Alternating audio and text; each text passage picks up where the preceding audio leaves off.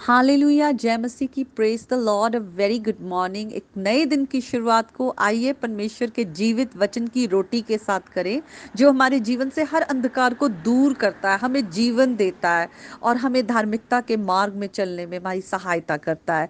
और आज का जो वचन है वो मरकुस की अंजील उसके 4th चैप्टर से 26 टू 29 वर्स में है, जहाँ पर प्रभु यीशु मसीह परमेश्वर के राज्य के बारे में बात कर रहे हैं और कह रहे हैं कि परमेश्वर का राज्य कैसा है। जैसा कोई मनुष्य भूमि पर बीज छींटे, रात को सोए और दिन को जागे, और वे बीज ऐसे उगे और बढ़े कि वे ना जाने। पृथ्वी आप से आप फल लाती है, पहले अंकुर, तब बाल, और तब बालों में तैयार दाना।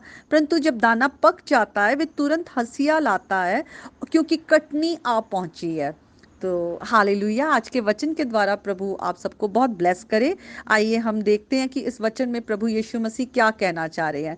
परमेश्वर का राज्य। यीशु मसीह ने जब अपने चेलों को प्रार्थना सिखाई तो उन्होंने कहा कि इस तरीके से प्रार्थना करो कि तेरा राज्य जैसे स्वर्ग में है वैसे जमीन पर भी हो, तेरी मर्जी जैसे आसमान में है वैसे जमीन पर भी हो। तो परमेश्वर की मर्जी पूरा होना, उसका राज्य फैलना बहुत जरूरी है। और परमेश्वर का राज्य, आज प्रभु यीशु मसीह ने अगर हमें चुना है, हम परमेश्वर के मिनिस्टर हैं, हम मिनिस्ट्री ऑफ रिकंसिलिएशन में परमेश्वर का साथ देते हैं, ताकि जो लोग परमेश्वर से अलग है उनका परमेश्वर के साथ मेल मिलाप हो।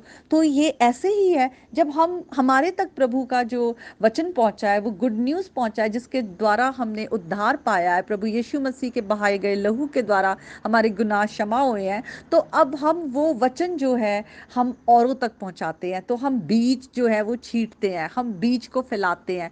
लेकिन अब वो दूसरे मनुष्य में बीज छींटने के बाद वो काम कैसे कर रहा है? ये परमेश्वर के पवित्र आत्मा का काम है, जो अंदर से उनके जीवन में पर प्रभु का जो जीवित वचन है उसमें उसमें वो काम होता है। और किस तरह से, जैसे यहाँ लिखा है, अंकुर, बाल, और तब बालों में तैयार दाना।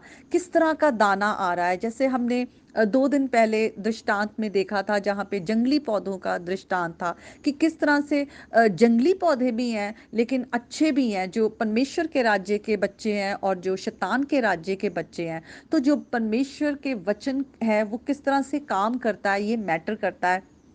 और वो हमारा काम नहीं है देखना, हमारा काम है हमें जो दिया गया है कि हम लोगों के साथ वचन बांटें और फिर उनके लिए प्रार्थना करें। जैसे पौलुस जब कुरिन्थियों के चर्च को पत्री लिखता है, तो वो वहाँ पर कहता है, वहाँ पर बहुत लड़ाई झगड़े और बहुत फ्रिक्शन और जेलसी, ये सब चीज़ें हो रही है। तो वो उनको पत्री में ये लिखता है कि तुम आपस में क्यों झगड़ते हो, क्यों तुम एक डिवाइड करते हो चर्च को। कोई कहता है कि मैं अपोलोस का हूँ, कोई कहता है मैं पॉल का हूँ। वो कहता है हम कौन है, हम तो मनुष्य है। हम जो है हम अ, एक जो है वो वचन को बीजता है, एक पानी डालता है, लेकिन परमेश्वर है जो उसे ग्रो करता है। तो ये खुदा का काम है, खुदा के आत्मा के सामर्थ्य के द्वारा ये होता है। और वो कहता है कि हम परमेश्वर के सहकर्मी हैं, हम उसके मिनिस्टर्स हैं। लेकिन जो हम जब बीज बोते हैं तो वो परमेश्वर की फील्ड की तरह है और प्रभु का काम होता है। तो आज भी जब हम वचन को बोते हैं, शेयर करते हैं, जैसे अभी मैं भी शेयर कर रही हूँ या मुझ तक वचन कोई शेयर करता है या हम बाइबल को मिलकर पढ़ते हैं, तो वो वचन के बीज है। और जैसे कल हमने पैराबल ऑफ द सोअर में पढ़ा कि किस तरह से अलग अलग तरह की भूमि है, वचन अंदर जाने देते हैं, कई बार हम नहीं जाने देते, हम खुद ही रुकावट बनते हैं। तो आज हमें अपने हृदय की भूमि को वो गुड सॉइल बनाना है।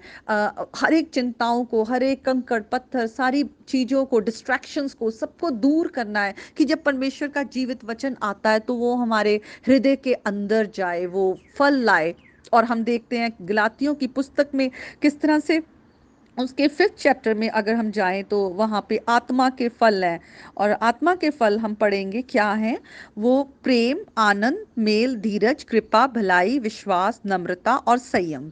तो ये आत्मा के फल, धार्मिकता के फल हमारे अंदर बढ़ते हैं। हम परमेश्वर की धार्मिकता के लिए, उसके राज्य के लिए, परमेश्वर हमारे अंदर पवित्र आत्मा के द्वारा काम करता है। और कटनी का दिन जिस दिन आएगा उस दिन वो काटा जाएगा, हार्वेस्टिंग होगी। और जो, जैसे कि दृष्टांत में लिखा हुआ था, जो 2 दिन पहले हमने देखा, किस तरह से जो जंगली थे पौधे, उनको उखाड़ कर, उनको अलग आग में झोंक दिया गया, लेकिन जो अच्छे थे उनको वीट को अलग करके उनको बांध कर परमेश्वर के राज्य के लिए तैयार किया गया, परमेश्वर के राज्य में। तो हम भी जब धार्मिकता के फल लाते हैं तो कटनी के दिन में, परमेश्वर के न्याय के दिन में हम परमेश्वर के राज्य के लिए तैयार किए जाएंगे। तो आज जब प्रभु का वचन हमारे पास आया है, हम हर हर बातों को अलग कर दें और प्रभु के आत्मा को अपने अंदर काम करने दें। हम उसे ग्रीव ना करें, आवाज़ को सुनने वाले हम अपने पिता के बच्चे बने, क्योंकि सचमुच हम जिस टाइम में रह रहे हैं, बहुत गुनाह है, बहुत डिस्ट्रैक्शन है, हर वक्त बहुत सारी बातें हैं जो हमारे ध्यान को अपनी ओर खींचती हैं। लेकिन हमें प्रभु में बने रहना है, और प्रभु आज के जीवित वचन के द्वारा आप सबको बहुत आशीष दे। आइए हम एक गीत को गाएंगे। यहोवा आशीष दे, महफूज रखे, उसका नूर बरसे, तुम पर रहम करे, सदा उसकी नजर तेरी ओर रहे और सुकून मिले।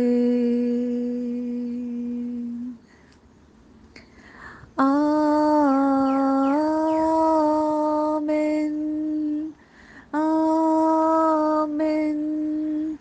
आमीन,